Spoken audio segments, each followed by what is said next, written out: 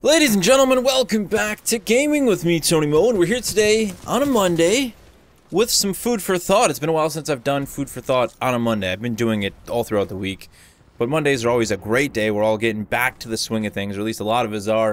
Or at least the mindset is still there. You know, even though I'm not working at the day job anymore, Monday is still kind of, I recognize Monday as Monday for other people. So I feel like there's value in doing these sorts of discussions on a Monday. And I have a lot I want to talk about today, specifically to those of you who have been just going hard at Titanfall 2 for maybe the last month, for the last 6 months since the game launched, whatever. And this really applies to anyone who plays one shooter all the time and doesn't really stray from that shooter or from that sort of genre, right?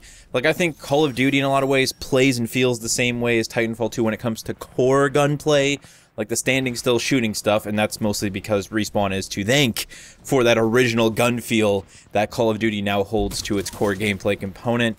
So, I want to talk a little bit about the value of jumping across different shooters, alright? I think a lot of us get the mindset that it's too difficult or that it's actually bad for us if we play other shooters outside of our core experience. Like, oh, but I'm not going to do well when I come back, and that's just not true at all. One of the experiences I've had over the last almost a month now, last 2 weeks, pretty much since I got back from taking care of my dad, was that I've been playing other shooters as much as I possibly could in my free time. So I've actually been playing a lot of Counter-Strike. I've been playing a lot of CSGO in my free time, not on a competitive level, just playing in public matches, but really just working on my mouse and keyboard, getting my DPI to a place, messing with different DPI settings, pushing myself out of my comfort zone, the comfort zone that I found in Titanfall 2.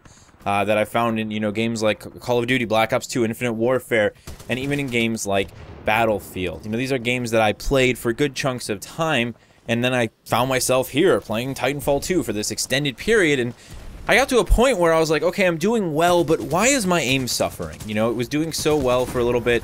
I feel like I'm starting to suffer again. It's like, I think I need to walk away and sort of check out some other games and play some other shooters and challenge myself in different ways. The thing is, there are a lot of elements to being really accurate in Titanfall 2 that you can sort of not find in Titanfall 2. You know, you get really honed in on what that game has to offer, and then you find yourself struggling in certain situations. Whereas if you go to another game and experience a completely different aiming type or a different challenge when it comes to that game's core gunplay, you start, you know, being able to solve problems in different ways. And then you take those solutions and then you start to apply them when you come back to Titanfall 2 or when you come to other games. So, Counter-Strike has been a great thing for me, and I also recently been playing a lot more Quake since the closed beta kind of opened up. I spent some time with it this weekend, and that was sort of a big one for me. My time with Quake has sort of exponentially boosted my precision, and really my spatial awareness, like, to the next level. And a lot of my friends noticed it when I was playing Overwatch, and I noticed it. My brother and I jumped back into Battlefield 1, started playing that together again. Started really having a good time, just, you know, co-oping it, doing our own little thing, taking entire points as a two-man army. And I've just noticed that my precision has gone through the roof, you know, my, just everything. And I think a lot of that really has to do with me jumping across all these different shooters. I've been playing a lot of Battlegrounds, a lot of PlayerUnknown's Battlegrounds. That, again, presents a completely different set of challenges and solutions to you know, basically to deal with those challenges, those problems. So I've had all these shooters crossbreeding into my experiences, and it's done big things for me. Playing Titanfall 2 on stream just last week, man, I was just like, I've been next level with pretty much any weapon that I picked up. My aim, my accuracy has gone through the roof. I'm in a much better position than I ever was. Obviously, always room to grow. But I just can't stress it enough to a lot of you who are really getting shoehorned or caught up in one shooter experience and thinking that, you know, why am I not getting better? You know, I see people message me all the time like, Tony, I've capped out, right? I'm like stuck at my own personal skill ceiling. So you've reached a point now where you really need to readjust. You need to sort of find a new place for that skill ceiling. You need to break through your personal skill ceiling and identify a new skill ceiling. And I think the best way to do that is to play other first-person shooters. You need to break out of your current mold. You need to challenge yourself with other games. If you own Battlefield, you know, I think going and playing Battlefield is going to give you some, you know, some challenges, some difficulties, some problems to solve that you aren't going to find in Titanfall 2, and I do think there's value to that. Switch to Overwatch, you know, even if you play Overwatch, bounce back and forth, Rainbow Six Siege, you know, if you own these games, you already have the tools there.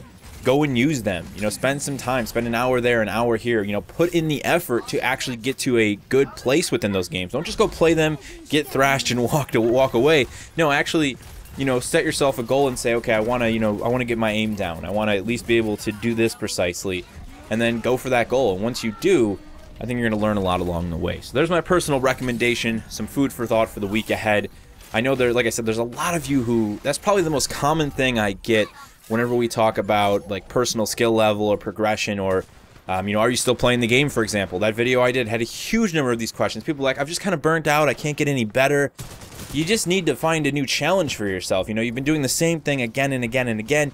You've lost that, you know, that awareness of where you are and where you need to go next. It no longer exists. You're just kind of in this funnel, just going in one direction, not getting any better, and in some cases getting a lot worse because of the frustration of knowing that you're not making improvements. So dive into some other first-person shooters, present yourself with some new challenges outside of Titanfall 2, really work in those areas. Spend some time, spend a week playing those games for an hour there, an hour here, make your way back to Titanfall 2, and I guarantee you, if you've actually challenged yourself and found success in those other shooters and those other experiences, you will come back to Titanfall 2 and you will do better. It's like, it's a guarantee. It's a healthy practice, and it's not something that I think a lot of people realize. We still get way too caught up in that train mentality of like, well, I just got to practice this for 1,000 hours a day.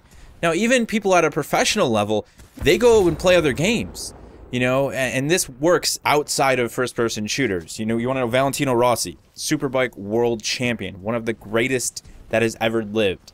He has a flat track, a supermoto track in his training facility. You know, he trains in different disciplines because, again, it's that idea of riding on the edge consistently on a flat track course. He can then take that to MotoGP, and he can use that to better himself, to push his limits. Same mentality that you got to have here in first-person shooters. Video games, man, they're just like the real world because they are part of the real world.